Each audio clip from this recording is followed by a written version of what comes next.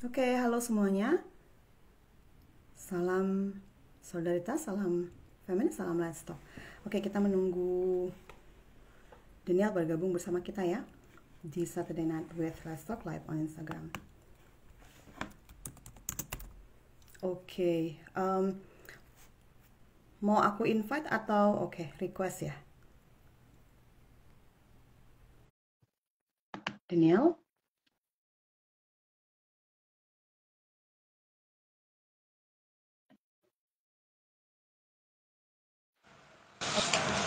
Oke, Daniel? Halo Kak, Mm-mm. Nah, nggak ada juga ya, udah nggak apa-apa deh. aduh, Mm-mm. nggak ada juga Kak ya. Maksudnya di handphoneku tuh nggak ada, kayaknya nggak pernah kejadian begini sih. Nggak apa-apa, aku lihat pakai laptop ya, coba.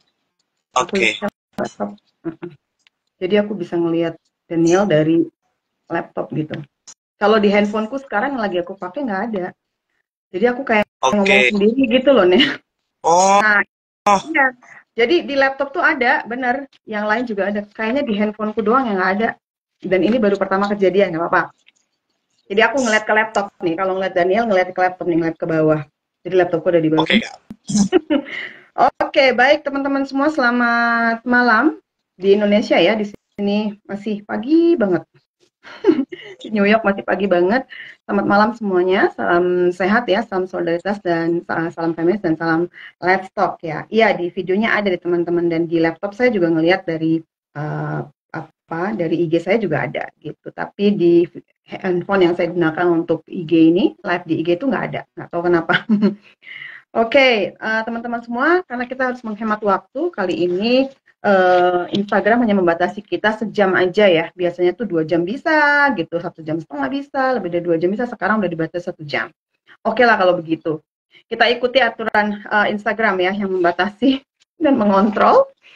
Nah, teman-teman, kali ini kita sudah memasuki edisi yang ke-71 Saturday Night with Laptop Live on Instagram, dan kali ini kita akan membicarakan atau mendiskusikan tentang konseling sebaya, tentang kesehatan mental dan kekerasan berbasis gender.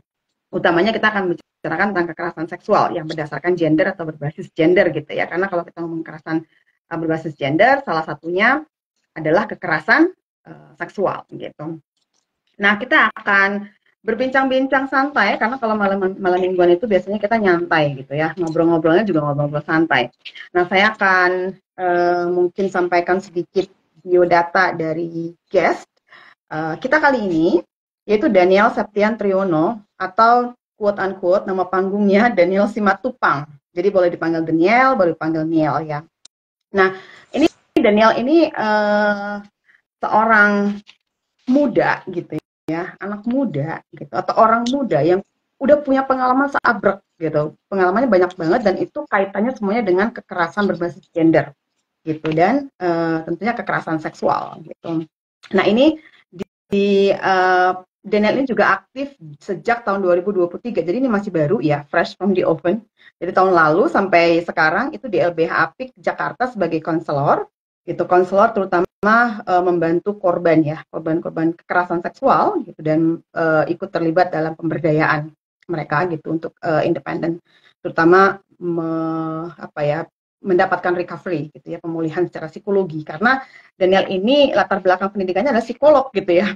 Iya kan ya, Daniel ya, psikologi di UNU Jakarta, Universitas Nahdlatul Ulama di Jakarta gitu. Dan Daniel ini juga mendapatkan Peer Counselor School Scholarship yang disponsori oleh Tribudaya Foundation gitu. Nah, Daniel juga aktif di sebagai intern gitu ya di Perhimpunan Bantuan Hukum dan HAM Indonesia atau PBHI dari 2023 juga sampai sekarang.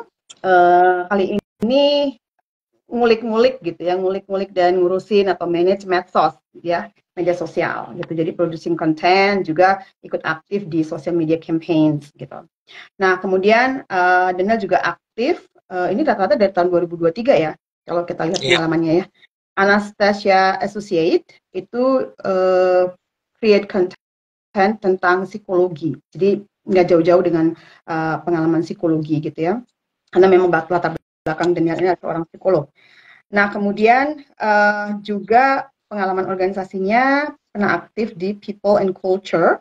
Ini juga fokusnya adalah di gender-based violence atau kekerasan berbasis gender ya, dan juga women's empowerment dan bagaimana kemudian mendobrak stereotip-stereotip tentang gender gitu. Jadi memang kaitannya pengalaman Daniel ini seputar gender gitu, kekerasan berbasis gender, kekerasan seksual gitu ya. Nah kemudian di TUDEI atau Today itu sebagai koordinator. Jadi ini lebih ke young ya, youth ya, young people atau youth itu dalam isu toleransi, kemudian diversity dan apa ya, equality tentang seksualitas gitu dan interfaith gitu. Nah ini juga keren banget ya anak-anak muda atau kaum muda itu ngomongin tentang seksualiti, keragaman seksualitas gitu ya, diversity dan juga equality gitu. Nah kemudian di Women's Empowerment Indonesia Yogyakarta dari tahun 2002 ya, 2022 sampai 2023 ini pernah menjadi konselor di sana gitu. Ini juga sepertinya Women's Empowerment Indonesia juga fokusnya di anak-anak muda ya. Oke. Baik, kita langsung aja karena menghemat waktu, nanti kita akan dipotong sama IG. Jadi Daniel kita mungkin santai tapi nggak perlu dalam banget gitu karena cuma sejam aja. Kalau biasanya kita bisa 2 jaman, ini 1 jam. Jadi mungkin pertanyaan pertama saya adalah ini masih kalau saya bilang ya masih jarang gitu laki-laki muda itu yang menekuni fokus dan concern dengan isu kekerasan berbasis gender gitu. Apalagi kekerasan seksual ya Nil ya gitu. Itu kan jarang banget. Kita masih bisa menghitung dengan jari gitu ya.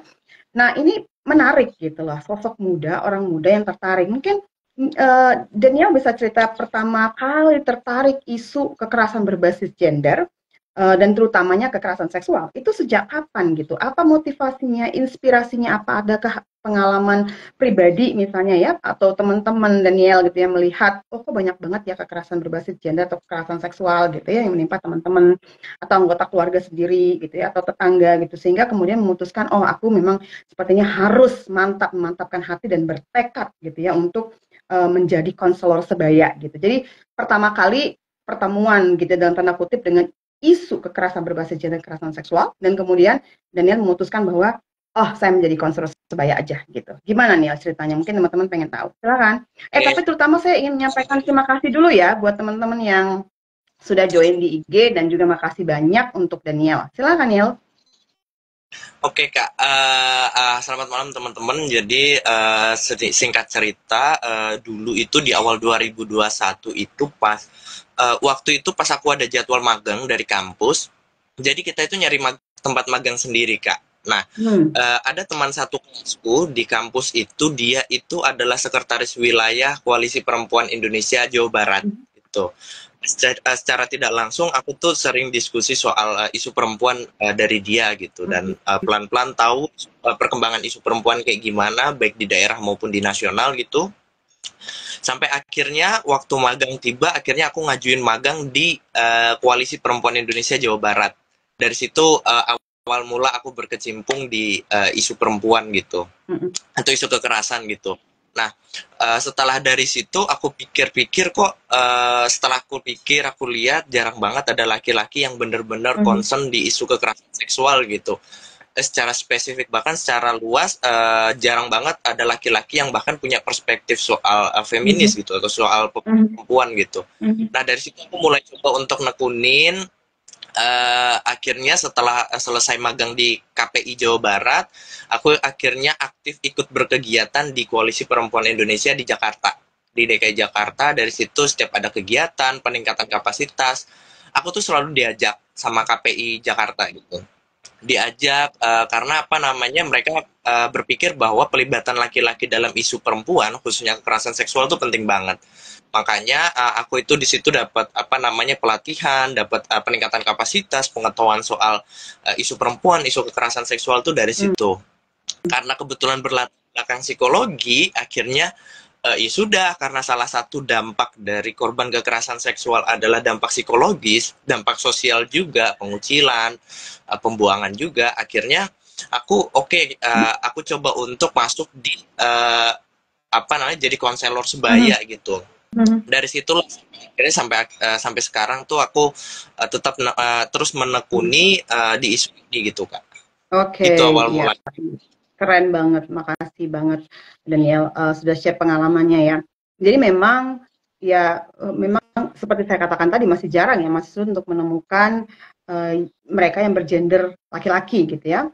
Dan laki-laki yang tertarik gitu dengan isu kekerasan berbasis gender, terutama kekerasan seksual. Dan apalagi seperti Daniel bilang tadi gitu memiliki perspektif korban gitu ya, perspektif gender itu juga masih lebih jarang lagi gitu.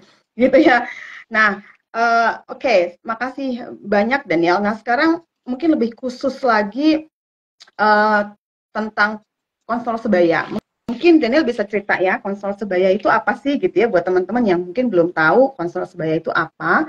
Kemudian prosesnya seperti apa untuk menjadi konselor sebaya? Apakah ada training atau pendidikan khusus ya atau skill khusus gitu selain konseling gitu. Selain dia konselor atau selain dia berpendidikan berlatar belakang pendidikan itu psikologi. Mungkin ada teman-teman yang ingin jadi konselor tapi latar belakangnya itu bukan psikologi secara training gitu, artinya secara by training itu secara pendidikan gitu ya, tidak punya pendidikan formal di psikologi. Nah, jadi pendidikan atau training yang harus dilalui itu untuk menjadi konselor sebaya itu apa aja sih Nil gitu. Nah kemudian apa ya itu tadi Daniel sudah menjelaskan kenapa sih tertarik gitu ya untuk menjadi konselor sebaya. Jadi bisa dijelaskan dulu maksudnya apa konselor sebaya itu.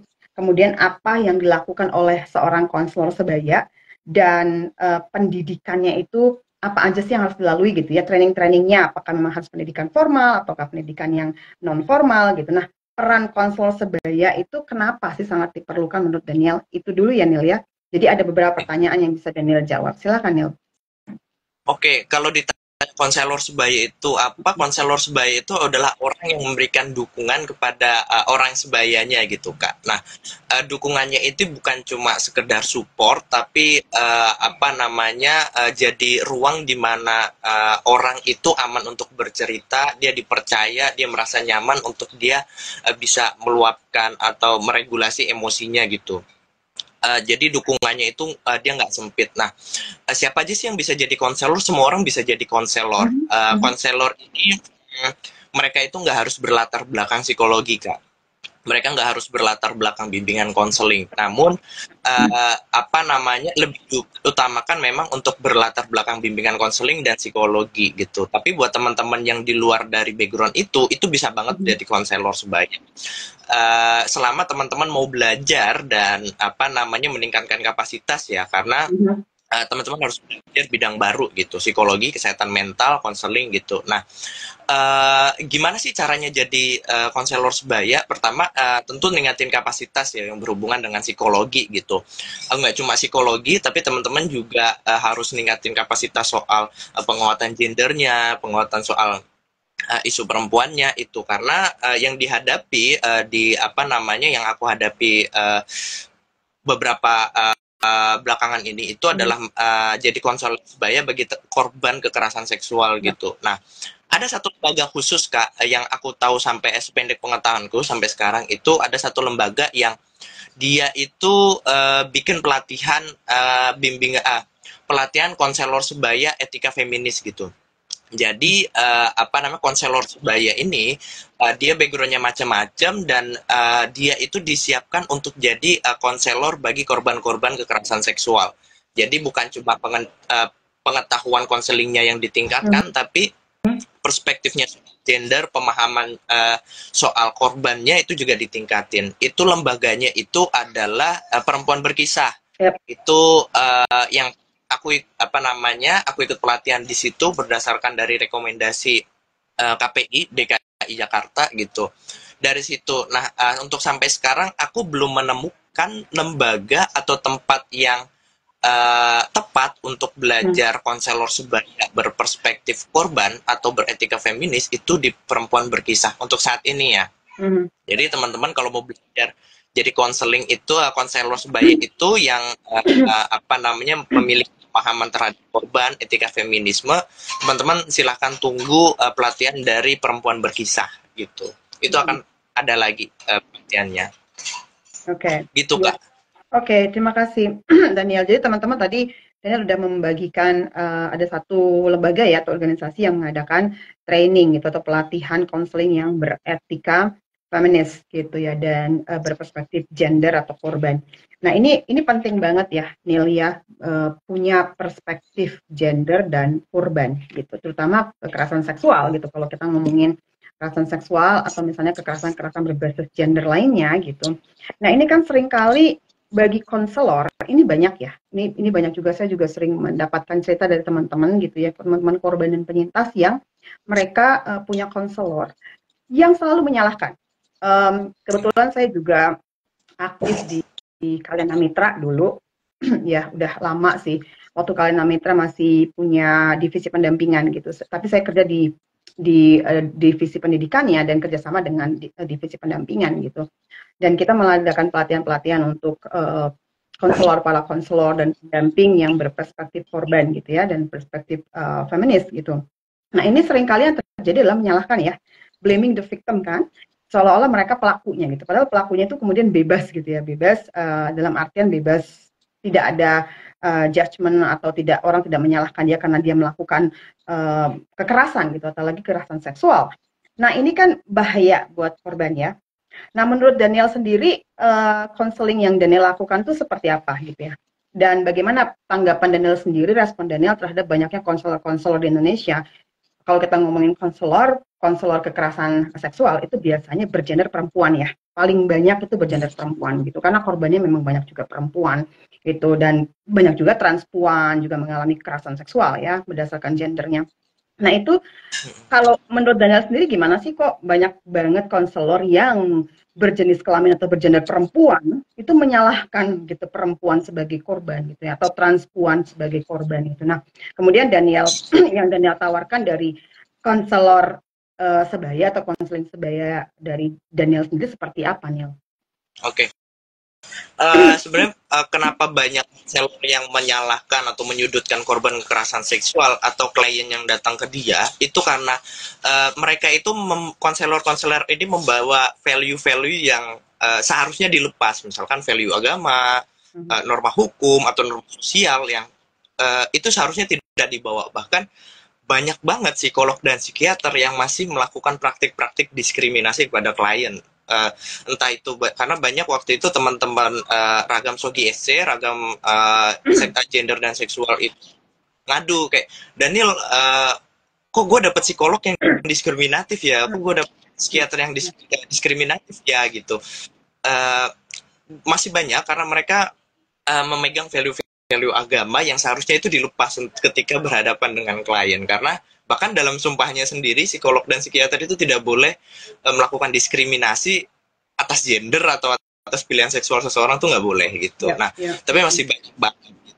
Nah, konseling kayak gimana yang aku lakukan kepada teman-teman itu biasanya itu tidak ada bedanya dengan konseling-konseling yang lain. Bedanya adalah aku meningkatkan kapasitasku atas pengetahuan, pemahaman genderku, pemahaman seksualitasku. Jadi ketika ada teman-teman yang datang ke aku atau pengen cari ruang aman ke aku udah tahu apa yang harus boleh aku katakan, apa yang tidak boleh aku katakan gitu. Termasuk korban-korban juga, korban kekerasan seksual. Banyak korban-korban KBGO yang dia curhat ke aku, ngadu ke aku karena aku punya pemahaman dan perspektif. Jadi yang aku fokuskan adalah gimana cara dia meluapkan emosi, bukan fokus pada kasusnya seperti apa segala macam gitu.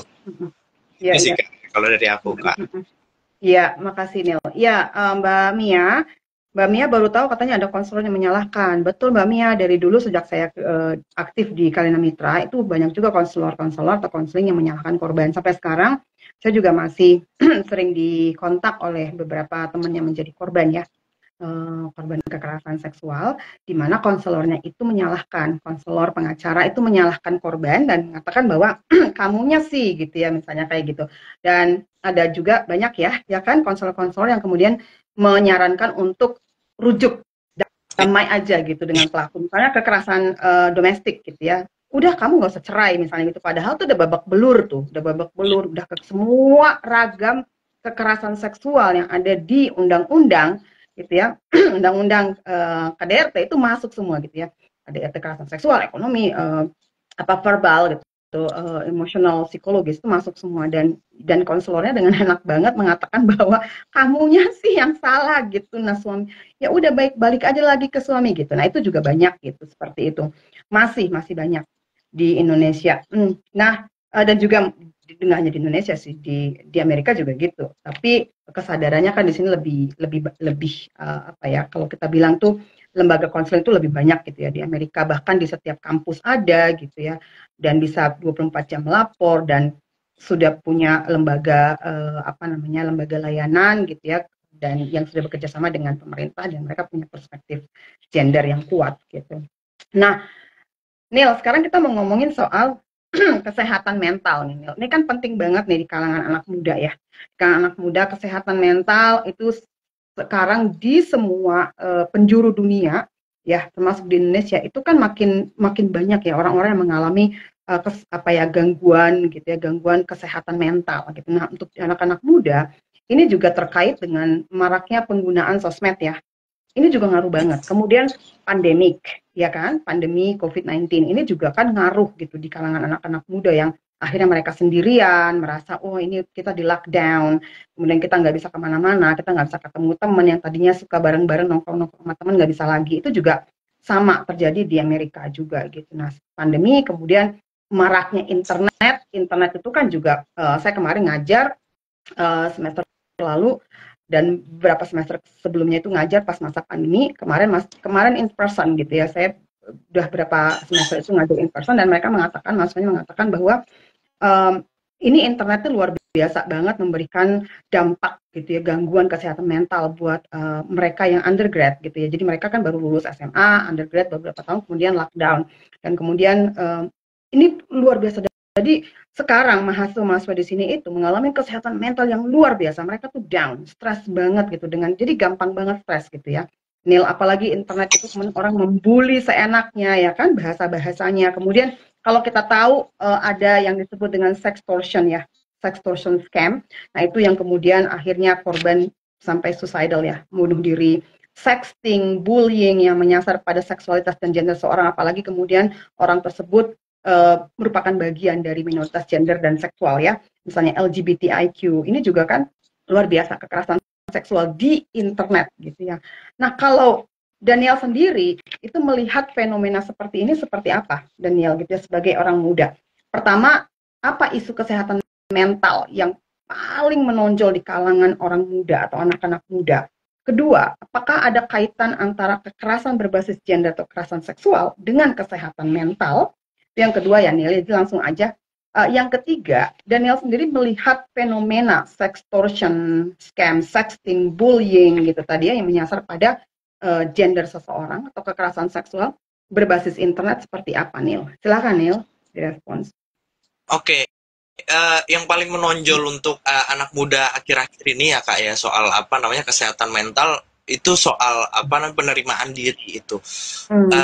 Mau nggak mau ketika anak muda ngelihat main gadget atau media sosial, mereka akan ditampakkan oleh dunia-dunia yang uh, mungkin tidak dia miliki gitu. Apa namanya, misalkan orang lain dengan kesuksesannya, dengan apa namanya, dengan dia main ke mall atau segala macem gitu. Nah, itu yang sering banget aku terima, atau aku apa namanya, aku dengar ceritanya gitu Kak. Dia kayak dia susah banget untuk lepas dari media sosial, karena dia itu dibuai oleh postingan-postingan yang postingan orang gitu. Bahkan orang yang ngeposting pun mungkin sebulan sekali ngeposting itu gitu, makan enak, jalan-jalan kemana segala macam gitu. Bahkan ada beberapa orang yang main media sosial itu harus didorong untuk oke, kamu puasa dulu media sosial seminggu atau berapa lama gitu.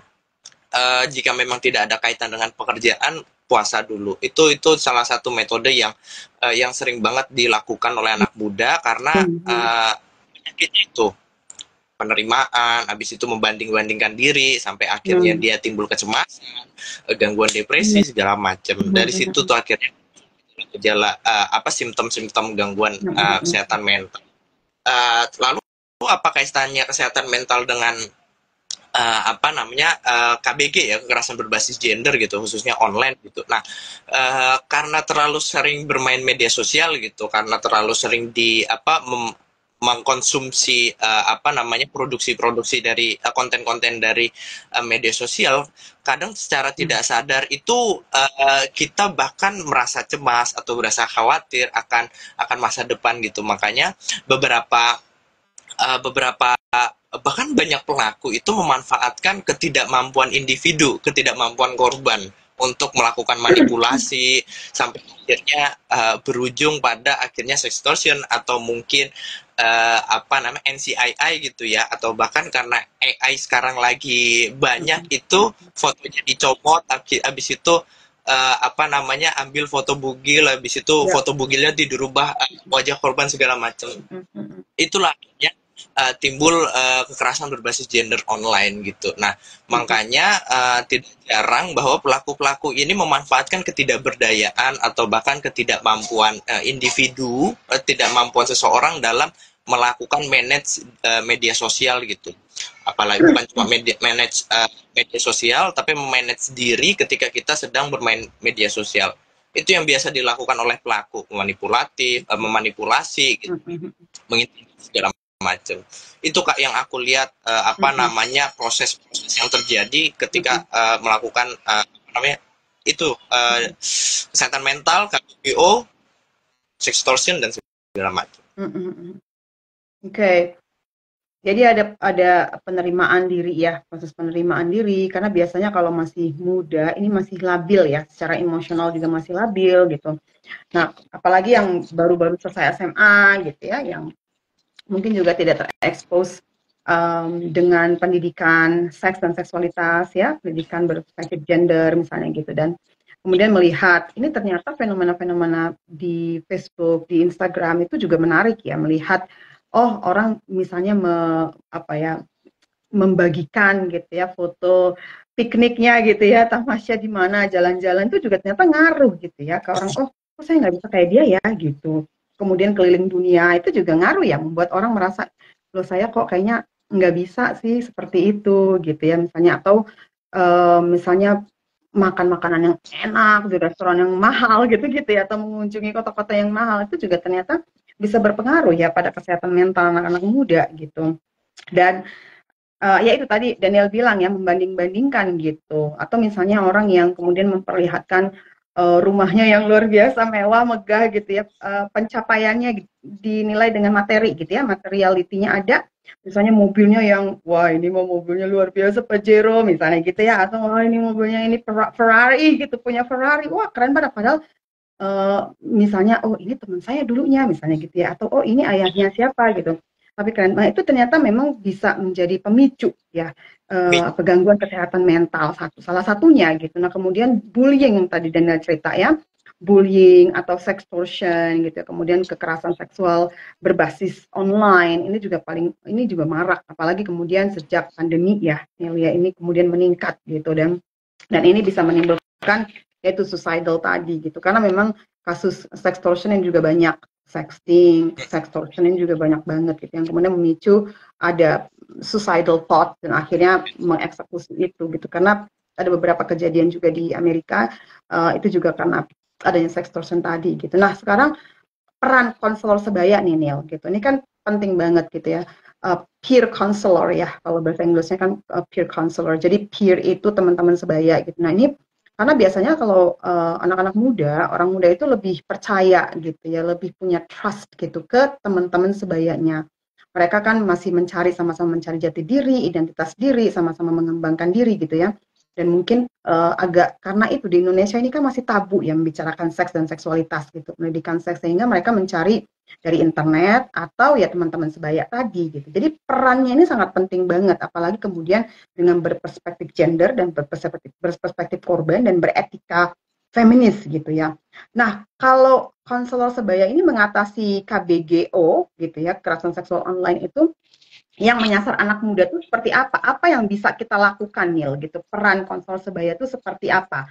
Gitu ya, Nil. Itu yang pertama. Yang kedua, bagaimana Daniel melihat pendidikan seks dan seksualitas yang di Indonesia itu masih ditabukan, gitu ya? Itu kan masih ditabukan. di orang tua, di keluarga juga nggak dibahas karena dianggap tabu, di masyarakat juga dianggap tabu, di sekolah apalagi, alih-alih di sekolah gitu ya, kita nggak pernah ngomongin pendidikan seks dan seksualitas di sekolah karena dianggap tabu, karena dianggap kita selalu mengajarkan seks bebas gitu ya, seks bebas dengan berpendidikan, punya pendidikan seks dan seksualitas ini gitu. Nah kalau Daniel sendiri melihat apakah ada kaitannya antara kurangnya, minimnya, atau mungkin tidak adanya pendidikan seks dan seksualitas di kalangan remaja, sejak remaja nih ya, sejak dini remaja kemudian menjadi dewasa gitu. Nah, ini seperti apa Daniel melihatnya? Apakah ada kaitannya itu dengan kekerasan seksual atau kekerasan berbasis gender lainnya gitu ya, terutama yang kekerasan seksual ya. Mungkin kalau kita ngomongin soal kekerasan seksual dengan pendidikan seks dan seksualitas, apakah ada kaitannya dengan kurangnya pendidikan seks itu dengan kekerasan seksual yang marak dan makin meningkat gitu ya saat ini jumlahnya. Silakan Niel. Oke, gimana sih konselor sebaya itu mengatasi KBGO? Yang pertama itu kita memantau seenggaknya lingkungan terdekat kita. Apa Hmm. namanya, apa yang dia posting gitu, apa yang dia aktivitas-aktivitas apa yang dia lakukan di media sosial gitu. Kita mengawasi, bukan berarti kita merebut otoritas dia atas media sosialnya atau kehidupan mayanya, tidak. Tapi ketika dia melakukan memposting sesuatu yang seharusnya tidak diposting seperti misalkan identitas pribadi, apa namanya, misalkan status kesehatan gitu atau bahkan foto-foto atau dokumentasi yang bernuansa sensual. Nah, dari situ kita bisa coba untuk setelah kita mengawasi baru kita coba untuk beri edukasi itu Kak yang sering banget aku lakukan gitu karena apa namanya di media sosial X ya Twitter ya itu banyak banget itu yang apa namanya yang mereka pasang foto-foto segala macam dan aku selalu Hmm. cross check bahwa apakah dirimu konsen untuk apa namanya menyebarkan ini, apakah sudah tahu konsekuensinya segala macam gitu. Ketika memang terjadi hal yang tidak diinginkan, aku selalu kasih opsi dia harus melapor kemana gitu. Ada SafeNet, KPGO segala macam, ada ilmu optik segala macam. Nah, aku selalu memberikan itu gitu. Aku selalu ngasih tahu bahwa ketika dirimu terjadi sesuatu hal yang tidak diinginkan, kamu tahu harus ngelapor kemana gitu. Itu dan jangan ragu untuk lapor. Aku selalu apa namanya support dia, dukung dia ketika dia memang butuh aku.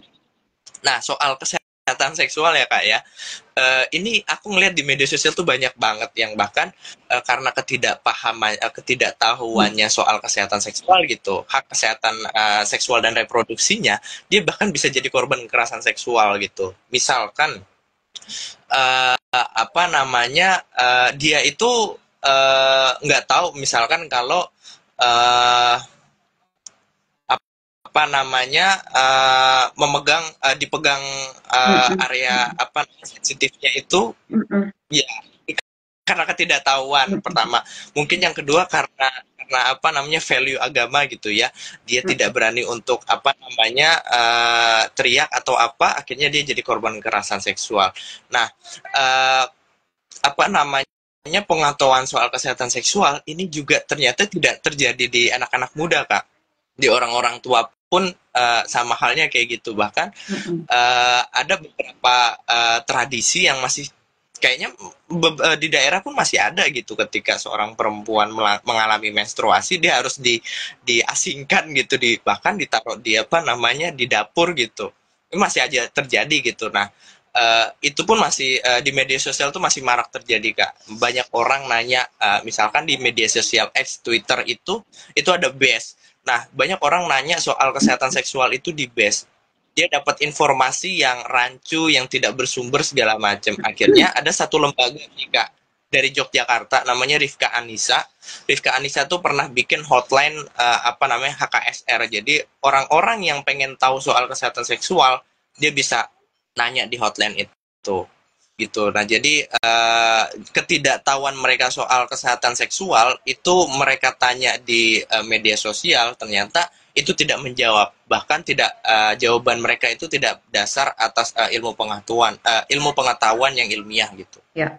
Itu Kak kalau yang Betul, karena memang kalau di sosial media gitu ya atau di lewat internet itu kan memang ya pengetahuannya bisa jadi tidak akurat ya, tidak valid dan bisa jadi instan gitu. Jadi memang pertama tidak berdasarkan pengetahuan itu yang akurat dan valid. Yang kedua memang karena instan ya. Jadi ya penjelasannya juga sangat singkat gitu ya, sangat singkat dan yang penting udah menjawab gitu ya. Tapi tidak kemudian berdasarkan pada pengetahuan-pengetahuan atau bersumber pada pengetahuan itu langsung atau sumbernya langsung gitu. Nah, um, Neil, kalau tadi kan Dada bicara soal consent gitu ya, ini penting banget ya consent buat teman-teman yang tahu teman-teman muda yang kemudian memposting gitu ya foto-foto gitu, foto-foto yang memang uh, sensual gitu ya, atau misalnya foto-foto yang dianggap mungkin gitu dianggap sebagian orang, wah ini kok nggak kurang kurang pas gitu ya, kurang pantas misalnya foto-foto itu kemudian diposting gitu di Instagram kamu atau di Facebook kamu gitu misalnya sehingga mungkin nantinya akan berpotensi gitu ya, bisa berpotensi gitu membahayakan gitu. Nah, kemudian yaitu pertanyaannya apakah kamu sudah consent gitu ya, sudah punya consent? Yang pertama, apalagi kalau orang misalnya yang memposting itu ya Nil ya. Nah, kemudian pertanyaan yang keduanya, apakah kamu siap dengan resiko, gitu ya, risikonya, gitu, apakah kamu bisa menanggung konsekuensi dan risikonya itu ya, itu yang harus Ya. kita pertanyakan diri kita sendiri, gitu, apakah saya consent, kemudian apakah saya siap menanggung risiko, gitu, karena memang ini luar biasa loh, medsos itu luar biasa banget, gitu, dampaknya itu bahayanya juga luar biasa banget, gitu. Nah, Neil, kalau itu kan tadi kaitannya antara pendidikan ternyata kurang ya, kurang minimnya pendidikan seks dan seksualitas di Indonesia gitu, karena kalau kita bandingkan negara lain juga berbeda. Kalau di Amerika juga beda banget gitu. Itu sudah sejak SD diajarin tentang KSPRO, kesehatan seksual, bagian-bagian mana yang boleh disentuh oleh orang lain gitu, bagian-bagian mana yang boleh misalnya di orang tua juga, ini juga jadi orang tua, guru atau orang orang lain boleh nggak sih menyentuh bagian-bagian tubuh kamu, itu diajarin tuh dari SD, kemudian SMP, SMA. Di Indonesia kan nggak ada gitu ya, nggak ada pendidikan dan seksualitas gitu. Di keluarga juga nggak ada gitu. Kalau di keluarga di sini juga tuh kemudian menjadi bahan diskusi gitu ya, di apalagi kemudian di kampus. Nah, kurangnya pendidikan seks dan seksualitas itu juga berakibat seperti yang tadi dengan ceritakan. Nah, ternyata banyak orang-orang tua, orang-orang dewasa, ya iya karena masa dulunya nggak diomongin gitu, kekerasan seksual dan seksualitas ya. Apalagi dulu itu masih tabukan banget kan ya, zaman dulu nih. Nah, sekarang harusnya gitu ya, ini kan pendidikan seksual dan seksualitas itu disediakan. Nah, pertanyaan saya selanjutnya menurut Daniel, siapa yang bertanggung jawab harus menyediakan pendidikan seks dan seksualitas? Gitu ya, itu tanggung jawab siapa sih gitu ya, harusnya siapa yang mengadakan, itu yang pertama Niel. Tanggung jawab siapa sih gitu, apakah pribadi? Kalau tanggung jawab pribadi jatuhnya neoliberalisme dong, neolib yang masing-masing aja loh gitu ya. Kalau misalnya lo jadi korban ya itu salah lo sendiri, lo nggak bisa jaga diri, lo nggak bisa self defense misalnya, itu neolib banget, neoliberalisme, logika neolib banget gitu. Nah, lalu tanggung jawab siapa itu penyediaan itu pendidikan seks dan seksualitas, termasuk KESPRO dalamnya tentu ya, kalau kita ngomongin kesehatan seksualitas, pendidikan seksualitas. Yang kedua, bagaimana sih Nil kesadaran orang muda terhadap isu kekerasan seksual gitu ya, atau KBG secara umum, dan kekerasan seksual dan kesehatan mental? Sejauh yang Daniel tahu aja, sependek pengetahuan Daniel aja sampai saat ini. Itu dua pertanyaan saya, Nil. Silakan. Kalau ditanya siapa yang seharusnya ya kak, yang seharusnya memberikan itu adalah negara ya, negara yang seharusnya memberikan.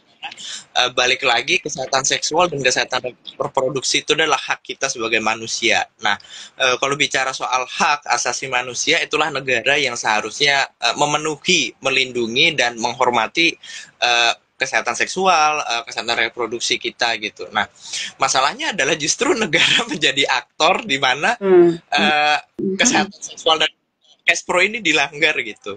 Itu yang lucunya. Jadi ketika kalau siapa yang seharusnya memenuhi itu adalah negara, baik melalui kurikulum pendidikan atau bahkan fasilitas-fasilitas umum atau bahkan mekanisme bahkan peraturan perundang-undangan pun kayaknya juga harus di ini negara. Nah, kalau kemudian sejauh mana orang muda itu paham soal isu KS, kekerasan seksual, KBG, dan kesehatan mental, aku rasa masih rendah, Kak. Masih rendah banget yang aku lihat ya. Jadi banyak teman-teman yang justru mereka tidak tahu bahwa yang dilakukannya itu justru menjadi pelaku kekerasan seksual. Dia secara tidak langsung menjadi pelaku kekerasan seksual dengan misalkan melakukan seksisme, misoginis, justru melakukan catcalling, itu banyak banget. Kemudian soal kesehatan mental, banyak banget teman-teman ini yang justru mereka itu nggak aware ketika dirinya itu ternyata punya satu simptom gangguan kesehatan mental gitu, dan dia tidak mau menerima bahwa ketika dirinya sedang tidak baik-baik aja, mereka nggak mau datang ke profesional. Itu repotnya. Jadi kesadaran yang aku tahu ya Kak ya, di sekelilingku yang aku lihat masih rendah soal itu gitu. Termasuk jangankan soal KBG, kekerasan terhadap perempuan aja, mereka masih bias gitu, apalagi melihat kekerasan yang dialami oleh teman-teman ragam gender dan seksual. Itu sih Kak. Oke, ya, menarik banget ya. Oke, ini kita lebih menghemat waktu. Oke, Neil, ini saya mau tahu nih ya, mungkin teman-teman juga pengen tahu sih, kesulitan yang Daniel hadapi sebagai konselor sebaya gitu, hambatannya apa, tantangannya apa gitu ya. Menurut Daniel sendiri sepanjang pengalaman dan pengetahuan Daniel gitu ya, dan ini kan apa sih kendalanya yang dihadapi ketika melakukan konseling sebaya, terutama ketika konseling sebaya itu penerima konseling itu adalah bergender perempuan ya, Neil ya, gitu, atau transpuan misalnya. Nah, apakah ada kesulitan sebagai seorang yang bergender laki-laki melakukan konseling sebaya dengan perempuan korban atau penyintas kekerasan seksual yang bergender perempuan gitu ya, termasuk transpuan tadi gitu? Karena biasanya kan konselor itu kan selalu berjenis kelamin atau bergender perempuan ya, karena korbannya perempuan. Saya ingat beberapa banyak kasus gitu ya, yang saya tahu gitu sejak saya aktif di lembaga feminis gitu. Itu perempuan-perempuan yang mengalami kekerasan itu kan trauma luar biasa ya. Trauma yang luar biasa karena pelakunya laki-laki, pelaku kekerasan dalam rumah tangga itu laki-laki, suaminya, dan kekerasan seksual juga paling banyak itu laki-laki pelakunya gitu. Sementara konselor sebayanya itu laki-laki gitu. Nah, tantangan apa ya atau hambatan apa yang Daniel hadapi dan bagaimana kemudian Daniel menyikapi dan mencari alternatif solusi itu dalam deal with gitu ya dengan hambatan-hambatan dan persoalan-persoalan tadi. Silakan Neil. Oke, beberapa teman-teman yang datang ke aku, baik secara individual, secara personal ataupun aku di LBH Apik itu, aku selalu menyediakan kayak gini Kak. Di LBH Apik itu selalu ditanyain apakah kakak nyaman dengan konselor laki-laki atau tidak gitu. Selalu ditanya seperti itu. Jika nyaman atau tidak masalah, oke, biasanya itu akan dirujuk atau di-refer ke aku. Jika si korban itu tidak nyaman, merasa tidak aman dan tidak bersedia dengan konselor laki-laki, itu akan dirujuk ke konselor yang perempuan. Nah, kalau untuk secara personal aku itu bukan jadi hambatan, jadi bukan juga jadi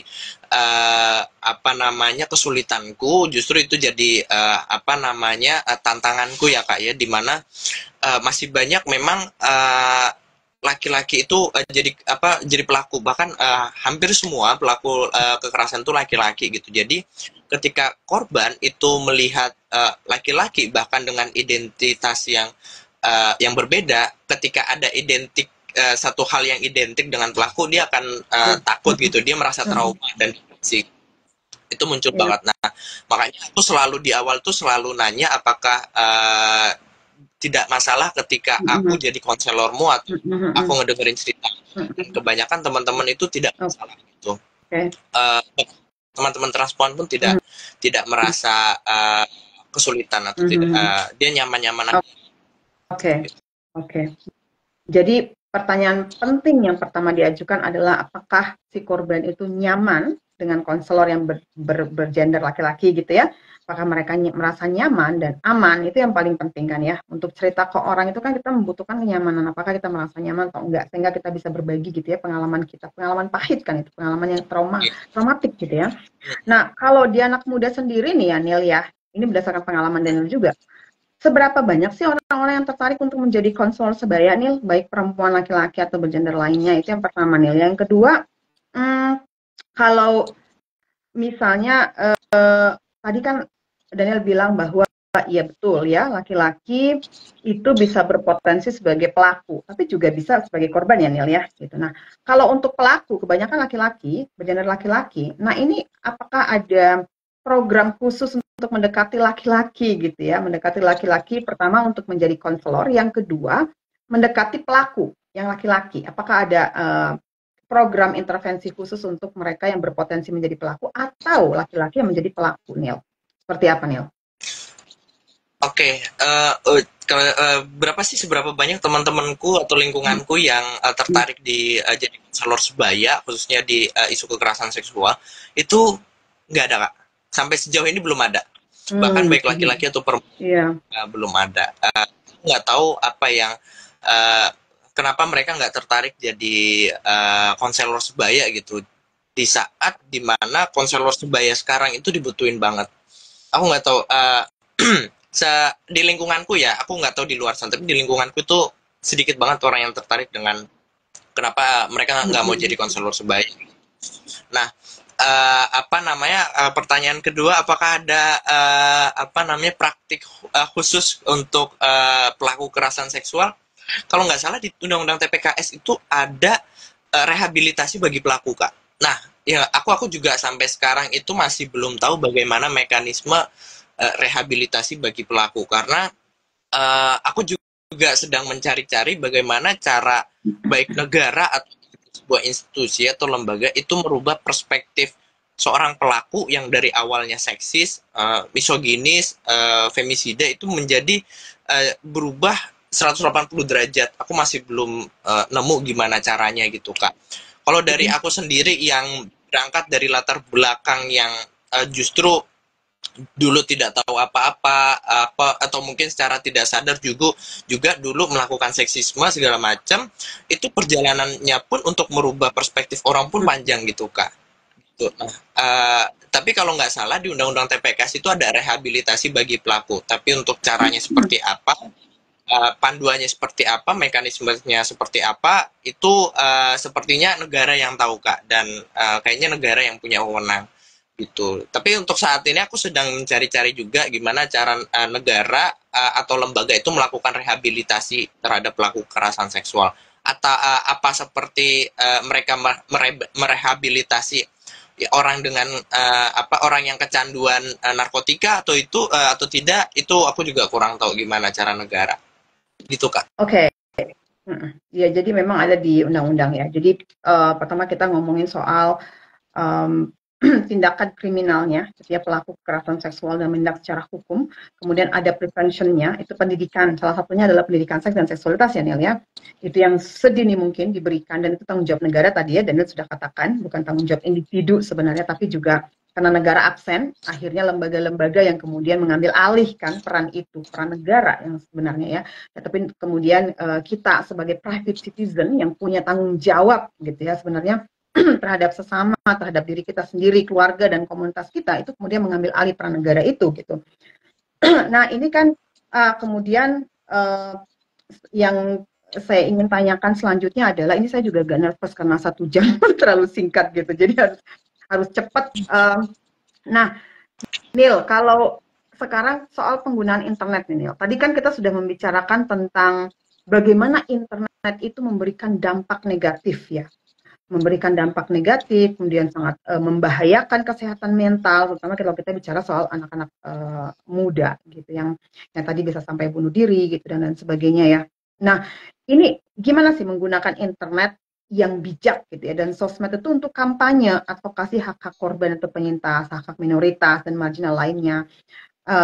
Seperti apa menggunakan itu sehingga tidak kemudian memicu persoalan kesehatan mental yang lebih parah dan lebih berat buat anak-anak muda tadi gitu. Karena kan kalau kita ngomongin anak-anak muda, terutama yang underage, misalnya yang remaja gitu ya, atau anak-anak muda yang baru menginjak dewasa dari remaja atau muda awal, ini kan mereka ya karena tidak terekspos pendidikan seks, itu akhirnya tidak tahu ya, tidak tahu bagaimana sih, atau catcalling itu bagian dari kekerasan seksual loh, misalnya pelecehan seksual loh gitu ya, mereka nggak tahu karena nggak terekspos itu gitu. Jadi memang dalam sistem patriarki, sistem misoginis di mana negara itu tidak hadir, nah itu kan kemudian menjadi persoalan besar gitu, di mana oh ternyata persoalannya itu patriarki itu kan tidak hanya kemudian kita menyalahkan laki-laki gitu, karena ini ada sistem loh, ada struktur gitu, dan di mana laki-laki juga gitu ya, ternyata juga banyak yang nggak tahu gitu, walaupun banyak juga yang tahu, lebih banyak lagi yang tahu orang yang oh itu tuh kekerasan seksual, tapi ada juga anak muda yang nggak tahu karena mereka nggak tidak pernah dibekali pendidikan seks dan seksualitas yang akurat, yang memadai gitu ya, comprehensive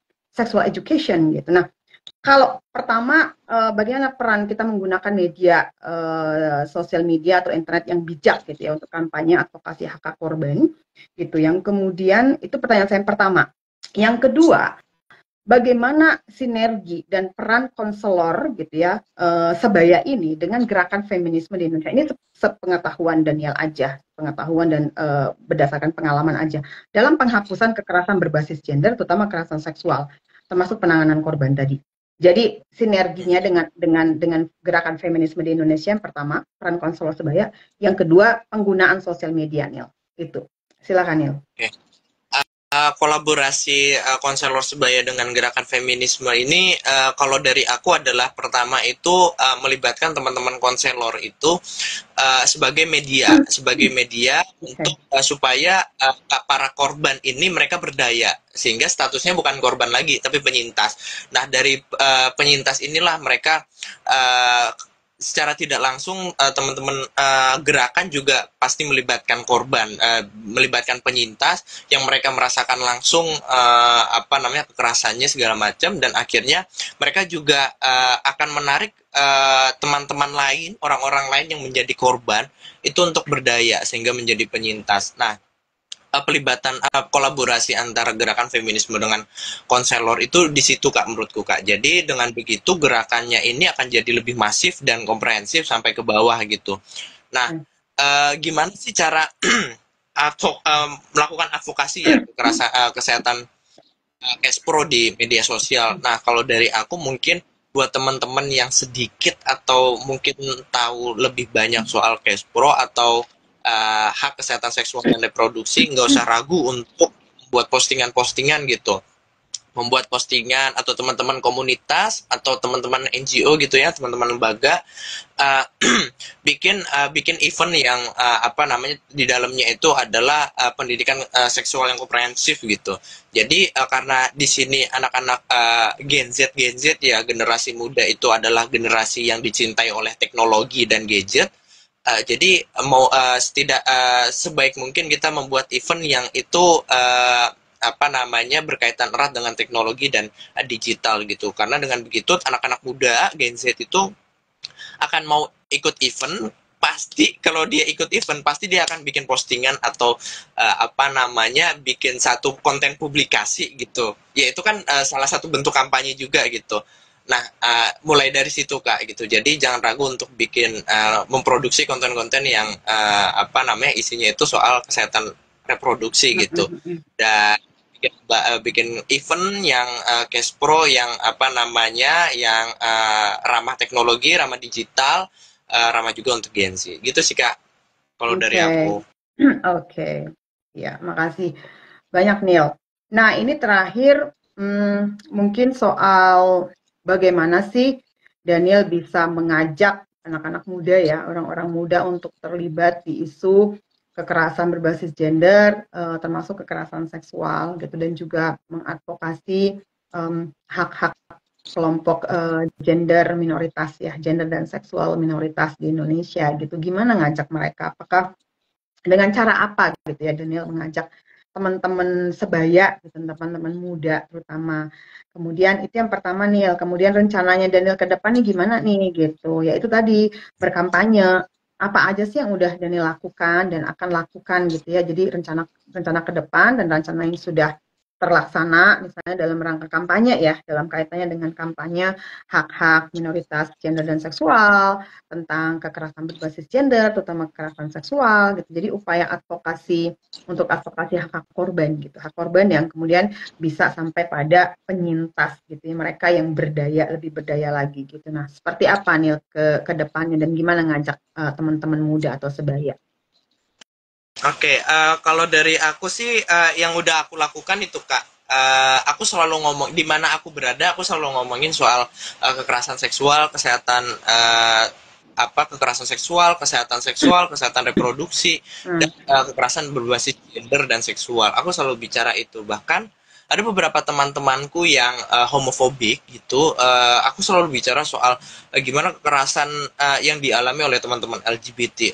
Aku nggak peduli apakah mereka nerima atau tidak, tapi aku selalu bilang bahwa ini yang terjadi pada teman-teman LGBT, pada teman-teman transpuan, pada teman-teman ragam gender dan seksual gitu. Nah, hal pertama yang aku pastikan adalah setidaknya mereka tahu kekerasan apa yang dialami oleh mereka-mereka ini. Hmm. Hambatan-hambatan apa saja yang dialami perempuan dalam untuk masalah kesehatan seksual gitu, hambatan-hambatan apa aja yang dialami oleh teman-teman ragam sugesti segala macam, aku selalu sampaikan itu dimanapun aku berada ya. Jadi orang-orang itu tahu aku ini sebagai apa dan yang diomongkan itu apa gitu. Jadi mereka sudah tahu konteks, sudah tahu terminologi bahkan yang dipakai gitu. Itu yang selalu aku ngomongkan gitu. Nah, untuk kedepannya aku akan selalu aku akan selalu untuk produksi konten terus sih Kak yang berkaitan soal kesehatan mental, soal apa namanya KBG, soal apa isu-isu ragam minoritas gitu ya, ragam gender dan seksual gitu. Bahkan kemarin aku pernah bikin satu konten di mana judulnya itu gimana jadi ally yang baik untuk teman-teman ragam Sugi SC yang aku sadur dari macdellen.id. Itu yang aku bikin dan kedepannya aku akan produksi itu dan aku akan terus meningkatkan kapasitasku, pemahamanku soal gender, soal isu perempuan, soal kekerasan seksual gitu, soal feminis. Kedepannya mungkin itu sih Kak kalau dari aku.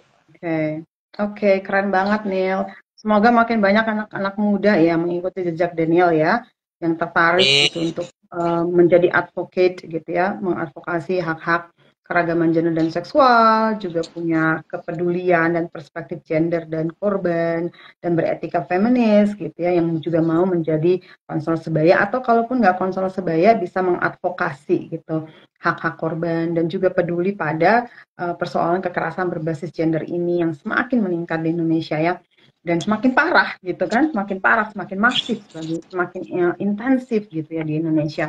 Nah ini jadi mungkin teman-teman muda yang katanya tuh native atau native gitu ya, teknologi seperti Gen Z, Gen Y gitu ya, itu mereka native teknologi itu gunakanlah teknologi itu gunakan internet sebijak mungkin gitu. Nah kalau kalau laptop ini kan kita nggak bisa memproduce konten-konten seperti anak-anak muda. Memang kita lebih ya mungkin dianggap wah serius banget sih. Ah, memang kita serius gitu. Memang kita serius tapi kan tidak tidak serius. Artinya ketika kita bicarakan sesuatu yang serius seperti ini kan kita nyantai ya Nil ya. Tapi harus ada yang serius dong gitu untuk kalau persoalan kekerasan seksual kan serius gitu. Soalan Serius KBG kan Kak, serius gitu. Makanya serius gitu. itu. Jadi serius banget gitu. Jadi memang ya laptop itu nggak butuh jadi jadi apa namanya viral-viral gitu ya atau misalnya banyak followernya enggak gitu kita ingin organik jadi siapa yang butuh pengetahuan produksi pengetahuan kita silakan akses di IG silakan akses YouTube-nya gitu ya kita punya kanal YouTube Laptop dan ini akan diposting ya kita akan upload ini rekaman ini di YouTube Laptop jadi buat teman-teman yang nggak IG-an atau kalau di IG kan dia akan tertimpa nih dengan postingan-postingan lainnya jadi susah balik lagi jadi nanti akan kita posting, kita akan upload di kanal YouTube Laptop. Jadi silakan ke kanal YouTube Laptop kalau ingin mendapatkan pengetahuan banyak tentang feminisme, tentang gender, dan kaitannya atau intersasinya dengan tema lainnya. Kita sudah punya 200-an lebih, termasuk konferensi. Kartini Conference on Indonesian Feminism tahun lalu itu sudah kita posting, upload semuanya di YouTube. Jadi silakan mau subscribe mau enggak silakan. Yang penting kalau butuh silakan datang ke YouTube-nya Laptop itu ada semua isu banyak beragam isu di sana ada aborsi gitu ya ada LGBT semua yang teman-teman inginkan insya Allah ada gitu ya di situ dan kita udah mengundang banyak banget ratusan saya nggak bisa hitung berapa ratus kemarin aja tahun lalu udah 500-an lebih narasumber yang kita undang gitu dari dalam dan luar negeri. Nah, terima kasih banyak Daniel. Ini saya sedikit pengumuman sebelum dipotong IG karena sebentar lagi 1 jam nanti saya diingatin di situ. Nah, pertama di tanggal 8 Maret ini, ya, livestock ini pengumuman ya buat teman-teman yang ingin hadir di kegiatan Let's Talk dalam rangka perayaan Hari Internasional Perempuan Internasional atau sedunia. Kita akan menyelenggarakan forum publik di tanggal 8 Maret hari Jumat jam 19 sampai 21.30. Temanya adalah feminisme dan pemilu. Akan ada 5 orang narasumber. Akan ada Mbak Bibi Fitri Susanti. Teman-teman udah tahu dong ya, udah pada nonton nih The Dirty Votes ya. Nah, ada Mbak Fitri Susanti, ada Mbak Yunianti Huzaifa, ada Mbak Iria Pakpahan, akan ada Mbak Misi dari Kapal Perempuan, akan ada Mbak Jum atau Jumiem, salah satu caleg dari Partai Buruh dan juga pekerja rumah tangga dari Jala PRT dan juga bagian dari serikat ya, serikat buruh atau serikat PRT, nanti akan hadir bersama kita tanggal 8. Gitu, akan ngomongin evaluasi dan refleksi kita terhadap proses pemilu sampai pada pemilihan umum lalu seperti apa menurut perspektif feminis gitu ya. Jadi berdasarkan perspektif feminisme seperti apa sih gitu, representasi ideologi gitu ya, dan apa refleksi kita terhadap pemilu. Yang kedua, teman-teman, tanggal 3 Maret nih deadline KCIF loh, Kartini Conference on Indonesian Feminism yang kedua. Jadi Let's Talk nanti rencananya akan mengadakan konferensi feminisme di Indonesia ini setiap tahunnya. Jadi kita sudah menginisiasi, mengorganisir konferensi. Alhamdulillah tahun lalu itu berhasil ya, sukses, banyak banget, ada 30 panel gitu ya, ada keynote speaker-nya, kemudian kita ada plenary sessions gitu. Nah kali ini silahkan langsung ke IG-nya Let's Talk gitu, atau Facebook-nya Let's Talk, atau apa namanya, kita kalau mau lihat rekaman KCIF yang lalu tuh ada semuanya di YouTube gitu. Jadi keren-keren banget isunya. Nah, saya berharap gitu ya, sebagai Let's Talk, saya sebagai koordinator Let's Talk berharap teman-teman seperti Daniel ini bisa submit abstrak loh, cuma 250 kata aja. Karena apa? Isu kesehatan mental, KBGO gitu ya, di kalangan anak muda ini penting banget untuk di-share gitu. Karena nanti kan akan konten itu ya di YouTube itu bisa disaksikan siapa aja ya di seluruh Indonesia gitu, bahkan di luar Indonesia juga gitu. Dan kita menggunakan bahasa Indonesia seinklusif mungkin, dan ini gratis. Jadi konferensi itu biasanya bayar, biasanya pakai bahasa Inggris. Kalau ini kita gratis, pakai bahasa Indonesia gitu, dan online gitu ya. Jadi saya berharap teman-teman masih ada waktu nih, tanggal 3 Maret ya, besok, 1 hari lagi masih ada waktu. Jadi mungkin sampai tanggal 4 kita akan tunggu, karena tanggal 3 Maret Maret di sini itu tanggal 4 di Indonesia. Jadi silakan, masih tanggal 4 pun masih bisa, masih kami terima. Kami akan deadline-nya itu waktu Amerika, bukan waktu Indonesia ya. Gitu. Jadi silahkan sampai tanggal 4 kami tunggu abstraknya 250 kata aja. Gitu, boleh bikin panel juga isinya 4 atau 3 orang presenter. Jadi kami berharap nih Daniel bisa ikutan ya jadi presenter gitu.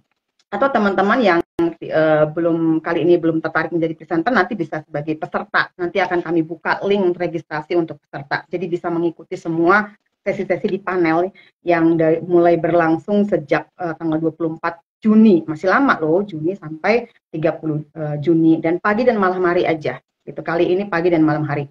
Gitu ya, karena kita nggak sanggup lagi begadang nih. Kalau saya dan Farid sebagai host Zoom-nya nggak kuat lagi begadang 4 hari 4 malam gitu. Jadi harus ngikutin waktu Indonesia, irisan waktunya itu pagi dan malam aja. Gitu ya teman-teman ya. Dan nanti IG selanjutnya di bulan Ramadan, di bulan puasa, nanti akan ada sesi IG, live IG khusus gitu ya. Dan tanggal 21 April pas Hari Kartini kita akan launching buku KCIF pertama kemarin. Itu tebalnya tuh ada 400-an halaman gitu ya, dan kita kerjasama dengan London School of Public Relations untuk menerbitkan atau mempublikasi buku ini. Jadi teman-teman, KCIF ini ada, nanti kita yang mengirimkan paper, kita akan seleksi, kita akan edit, dan akan kita launching lagi 21 April tahun berikutnya gitu. Jadi ada kesempatan teman-teman untuk menjadi kontributor dalam publikasi buku KCIF gitu. Kita akan publikasikan menjadi buku gitu. Dan ini tanggal 21 April kita akan meluncing dan mendiskusikan buku itu. Akan ada beberapa narasumber, ada Mbak Rini, Komnas Perempuan, ada Mas Irwan Hidayana, seorang antropolog ya, Mas Irwan Kidri, kemudian ada juga Kak Suraya, Kak Aya dari Aceh, ini pendiri Flower Aceh, gitu ya, mungkin udah pada kenal Mbak Suraya Kamal Zaman atau Kak Aya. Nanti moderatornya Fania, ini juga teman, ini juga Fania, ini salah satu kontributor di buku di KCIF ini. Kak Fania, kemudian nanti ada lagi Kak Nikodemus Niko yang baru aja doktor, kemarin ya baru graduate. Salah satu kontributor juga akan kita undang, dan saya sebagai editor buku itu. Akan ada 4 pembahas ya, pembahas buku itu. Ada juga Profesor Zuriatun Thoibah, Dekan FISIP UIN Syarif Hidayatullah Jakarta juga akan membahas. Jadi di buku itu ada blurb atau ada komentar gitu ya, keren banget dari Rachel Rinaldo, profesor di Colorado sini. Kemudian ada Bu Musda Mulia, itu blurb atau endorsement di belakang ya. Jadi buku ini sudah dibaca oleh beliau-beliau. Ada Mbak Dewi Chandraningrum yang juga memberikan endorsementnya. Kemudian ada Ibah juga, tadi Prof. Ibah, teman saya di UIN, udah menjadi profesor sekarang, gitu. Dan kemudian ini juga beliau adalah ahli gender juga, gitu di UIN Syarif Hidayatullah Jakarta, gitu. Dan nanti pokoknya keren banget deh. Acara KCIF itu luar biasa banget. Ini isunya udah beragam. Kita udah lihat abstrak-abstrak yang masuk tuh udah beragam. Salah satu komunitas anak muda itu yang udah kirim abstrak adalah Amawa Amnesty Amawa Wikerti. Ini anak-anak muda loh, remaja yang baru SMA, kemudian masih kuliah gitu-gitu ya. Mereka ada mengirimkan abstrak. Jadi Daniel dan teman-teman kirim abstrak ya, kita tunggu gitu untuk di KCIF 2024 ini gitu. Itu pengumuman dari saya. Kalau ingin tahu kegiatannya Lestalk gitu ya, itu ada di IG-nya, ada di IG Lestalk, Lestalk _sexualities, silahkan menuju IG gitu ya. Kita nggak punya konten-konten yang TikTok, kita nggak punya akun TikTok gitu ya. Kita nggak bukan hanya kita bukan native teknologi, tapi memang kita menggunakan akun sosial media kita untuk kampanye. Itu aja, untuk kampanye kegiatan-kegiatan Lestalk dan apa yang kita lakukan gitu ya. Dan kita punya Twitter juga, kita punya kanal YouTube, silahkan di subscribe. Kalau ingin subscribe silahkan bunyikan loncengnya juga. Dan kita punya Facebook ya, dan Facebook fan. Jadi silakan kalau ingin follow, boleh, enggak juga boleh gitu ya, terserah gitu. Kalau memang butuh ya silahkan kunjungi. Tapi kegiatan-kegiatan Lestalk semuanya ada di situ. Kita juga punya Feminist Thesis and Dissertation Talk loh. Gitu. Ini sudah memasuki chapter yang ke-21, kita membahas tesis dan disertasi teman-teman yang menulis tentang tema-tema feminisme dan juga kaitannya dengan tema-tema atau isu lainnya. Gitu ya. Jadi teman-teman yang punya naskah, punya tesis atau disertasi, silahkan ke Lestalk. Kita akan bahas bareng-bareng dengan cara yang seperti ini, ngobrol gitu, santai ngobrolnya meskipun disertasi gitu. Udah banyak disertasi dan tesis yang kita bahas ya. Itu teman-teman semua. Jadi itu kegiatannya Lestalk, dan masih banyak lagi tentunya kegiatan-kegiatan Lestalk berikutnya. Jadi silakan update aja di semua akun sosial medianya Lestalk. Jadi teman Lestalk juga di IG boleh, di Facebook boleh, di Twitter boleh. Nah, sekali lagi saya mengucapkan terima kasih kepada Daniel Simatupang yang dengan kerja-kerja dan perjuangannya selama ini sebagai laki-laki muda gitu yang punya perspektif gender, korban, dan feminis, kita berharap ya. Nah, teman-teman semua makasih juga. Halo, Mbak Utari baru gabung, udah mau selesai nih Mbak, kita udah mau tutup. Iya, besok deadline, betul. Ini Kak, ini Kak Basaria, Bu Basaria, iya, deadline tanggal 3 betul. Tapi kita tunggu sampai tanggal 4, masih bisa tanggal 4, karena tanggal 4 di Indonesia, tanggal 3 di sini, di Amerika. Jadi kita ngikutin waktunya Amerika gitu ya, waktunya New York. Jadi kita masih tunggu sampai tanggal 4, kita masih akan terima abstraknya, nanti akan tanggal 25 kita akan kasih pengumuman siapa yang abstrak yang diterima untuk menjadi presenter atau panelis gitu. Hore, kata Bu. Iya, kita sampai tanggal 4 kita masih terima abstraknya. Jadi nanti silakan ya yang belum submit abstrak, mudah kok 250 kata. Nanti untuk jadi di buku program kita akan edit, jadi jangan khawatir gitu. Jangan khawatir, saya nggak bisa nulis nih. Don't worry. Jadi cukup di depan laptop tulis aja gitu, 250 kata, ada kata kuncinya, nama, afiliasi, judulnya apa. Itu ya, kirim ke KCIF gitu, ke kartideconference@gmail.com. Jadi melalui email ya. Oke. Sip. Nanti akan nonton rekaman YouTube. Iya, nanti saya akan upload di YouTube ya, di kanal YouTube Laptop. Gitu, teman-teman semua ya, kita tunggu KCIF. Datang ya, Neil, di Juni ya, KCIF. Jadi peserta boleh, presenter boleh. Kemudian kita akan 21 April launching bukunya. Ini menarik banget, kita akan bicarakan buku tentang transformasi feminis di Indonesia. Judulnya kira-kira seperti itu. Kenapa IG-nya? Daniel, IG-nya apa? Ada yang tanya. Oh, peer edukator. Di sini Kak. Oke, udah aku tulis karya. Oke, Neil _. Oke, makasih banyak teman-teman yang udah gabung. Nanti saya akan upload ya videonya. Ini kok sepertinya saya belum dapat peringatan untuk ditambahin lagi waktunya sama IG ya. Aku juga belum Oke, dapat. Nil, makasih banyak ya Nil ya. Sukses selalu pokoknya ya. Sukses, semangat. Sama Kita tunggu. Mungkin kedepannya kita bisa collab-collab lagi ya Nil ya. Kita tunggu abstraknya Daniel kalau memang mau jadi presenter atau jadi peserta. Dan mudah-mudahan banyak lagi teman-teman muda yang tertarik menjadi konsul sebaya seperti Daniel. Oh, sebelum saya tutup, Nil, gimana tentang JBI-nya Nil? Oh, aku udah selesai level 3 Kak. Jadi Jadi sekarang udah aku bisa. sekarang kebetulan belum. Aku sekarang mau Hmm, cari komunitas tuli dulu tempat aku untuk oke, oke. ngasah JBU bahasa isyarat, Betul. baru nanti belajar lagi itu. Masih banyak proses Kak untuk Hmm, jadi JBI, oke. tapi itu Kalau sudah JBI. bisa jadi JBI boleh kontak Let's Talk karena kita forum-forum publik gitu ya seperti Let's Talk Show itu bisa praktik di situ gitu nanti untuk bisa sama temen JBI lainnya yang udah jam terbangnya lebih tinggi gitu. Ada beberapa teman-teman JBI yang biasa kerjasama dengan kita gitu jadi bisa nanti kontak Let's Talk gitu. Oke teman-teman semuanya terima kasih sekali lagi ya tetap semangat terus berjuang ya Daniel ya makasih banyak Daniel dan teman-teman mohon maaf atas segala kekurangan saya Ira host live di Instagram kita kali ini. Sampai ketemu di live Instagram berikutnya di edisi 72 dan di kegiatan-kegiatan live talk berikutnya. Itu ada Bu Basaria, Yusiantar ada komunitas JBI, Pendeta Saud Nambaban. Oke. Ini salam dari Tapanuli Utara katanya. Oke, Oras. Oke, makasih banyak semuanya. Salam sehat, salam solidaritas, dan salam feminis, dan salam investasi. Bye-bye, saya tutup ya. Terima kasih semuanya. Terima kasih Ya, Kak. makasih Daniel juga.